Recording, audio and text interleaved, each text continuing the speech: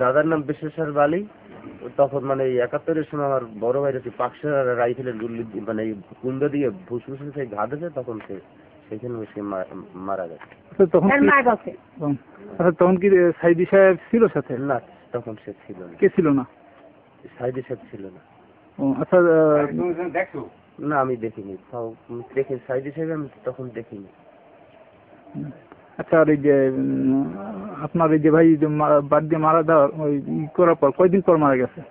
সেদিনকে সকালে দুপুর টাইমে মানে এই ঘটনা ঘটছে, বৈকালবেলা আর কি মরছে।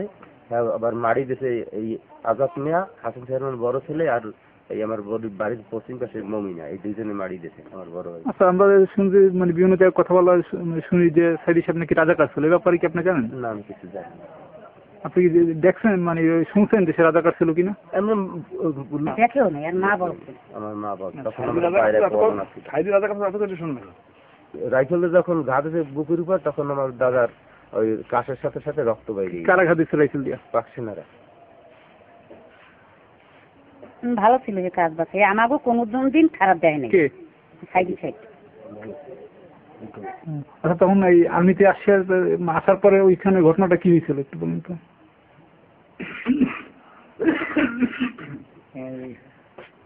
আর্মি তোরে মারছে। মারার পর কি ওই দিনই মারা গেছে না তারপর দিন মারা গেছে, এটা কি জানেন কিছু?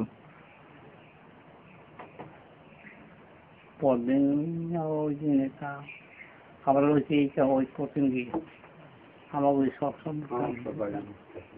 আচ্ছা, এর সাথে কি সাইদি জড়িত ছিল বললে আপনি জানেন? না না,